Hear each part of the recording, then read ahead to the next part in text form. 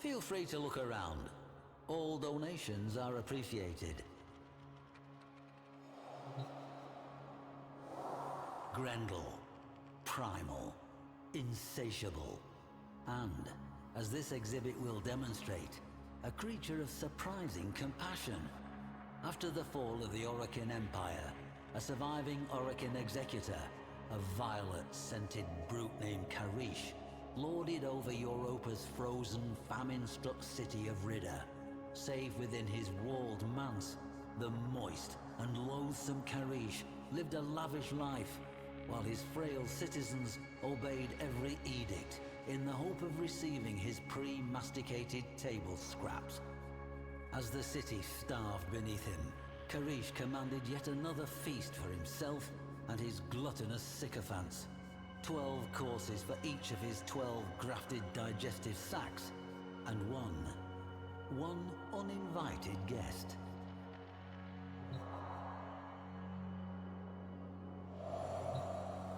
There remains a shallow trench through the ruins, as if some colossal boulder had crashed from the manse and rolled down the hill.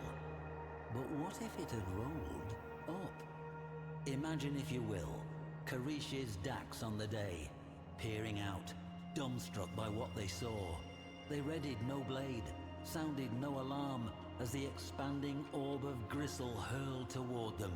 And then, in a spasm of giblets, Grendal was before them, his cutlery in hand.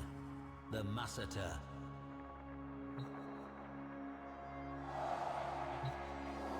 Scraps of cloth matching Grendal's unexpectedly elegant sayandana were retrieved from the site, hooked on the remnants of gilded gates, stained with evidence of his degustation.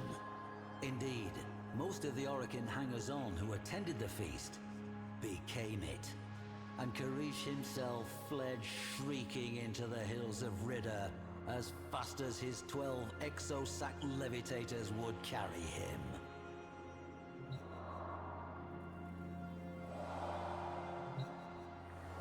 It came as no surprise to me to find this tiny fragment of Gauss just outside the city. Indeed, if one thing is for certain, wherever we find evidence of Grendal, we're sure to find some trace of Gauss as well. Did they breach the city as a pair? Or did Gauss hang back to intercept returning patrols, generously letting his friend Grendal eat his fill at the feast within?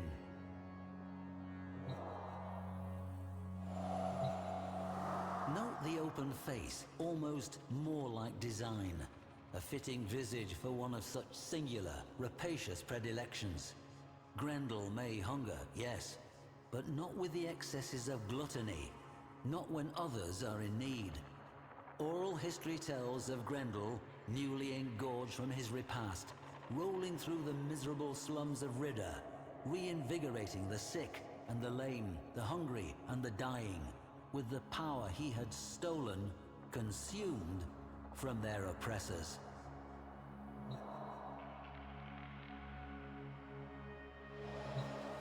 Here we have shattered fragments of the manse wall, and the gate, mangled by Grendal's masseter blade. One can almost see the city's masses, newly rejuvenated by Grendal's healthful blessing, storming the manse. Shattered gates thrown wide, they take back what was theirs, namely, control of their future. See here the scattering of genuine Orokin dinnerware. Worn with time, these must have been used for countless meals as the people of Ridda bravely weathered the dark times ahead.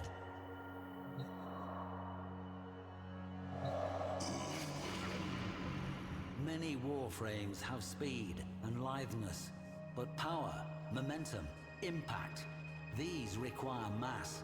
And there, the creased midsection, the seam, does it split? Yawning open with a jagged, vacuous aperture to who knows? A certain Orokin may have found out. That night, the people of Ridda ate their fill, feasting until the frozen mountains lit warmly with the dawn. It was toward those roseate peaks that the Executor had fled, pursued by Grendal. What his fate was, I cannot say. But as the people feasted, so the story goes, they were suddenly struck silent by a strange, deep sound. A rumble carried from mountain to mountain. A single, satisfied belch.